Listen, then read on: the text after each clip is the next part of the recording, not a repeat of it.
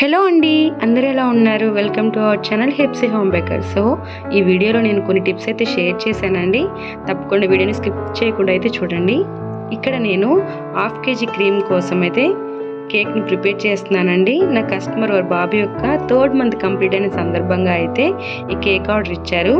So ఇక్కడ నేను green colour చూపిస్తున్నాను కదా, గ్రీన్ కలర్ కోసం అయితే నేను ఏం యూజ్ చేశానంటే ఎల్లో అండ్ బ్లూ కలర్ని కనుక మనం కలుపుకున్నట్లయితే ఈ గ్రీన్ కలర్ అయితే వస్తుందండి. సో ఇదైతే ఒకసారి ట్రై చేయండి.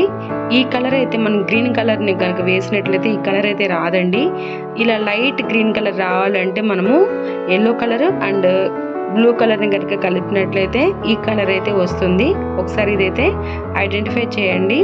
ఇక్కడ కస్టమరు వారి బాబు యొక్క 3rd మంత్ కంప్లీట్ అయిన సందర్భంగా అయితే కేక్ ఆర్డర్ ఇచ్చారు. వారు 1st మంత్ నుంచి అయితే నాకు కేక్ ఆర్డర్ ఇవ్వడం అనేది స్టార్ట్ చేశారండి. నిజం చెప్పాలంటే ఈ కస్టమర్ ద్వారానే నా బిజినెస్ అనేది గ్రోత్ అయిందండి.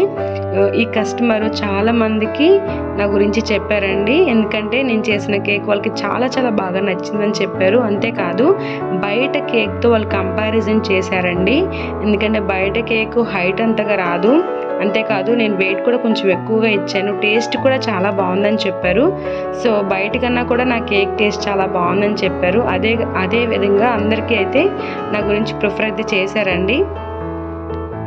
ఫ్రెండ్స్, మనము క్రీమ్ని బీట్ చేసుకునేటప్పుడు క్రీమ్లో కంపల్సరీ కూడా ఐసింగ్ షుగర్ అనేది మెల్ట్ అవ్వాలండి. పూర్తిగా కరగాలి, ఐసింగ్ షుగర్లో పూర్తిగా మెల్ట్ అవ్వాలి. క్రీమ్ అనేది స్మూత్ కన్సిస్టెన్సీ అనేది రావాలి. హార్డ్గా అయితే మనం క్రీమ్ని బీట్ చేయకూడదు. అప్పుడు ఫినిషింగ్ అనేది మనకి పర్ఫెక్ట్గా రాదు, ఎయిర్ బబుల్స్ కూడా ఎక్కువగా ఫామ్ అవుతుంది. సో ఇదైతే గుర్తుపెట్టుకోండి. మనం క్రీమ్ని బీట్ చేసుకునేటప్పుడు మిల్క్ అనేది కొంచెం వేయాలి. కొంచెం అంటే దగ్గరగా ఒక 2 or 3 స్పూన్స్ అయితే పడుతుంది.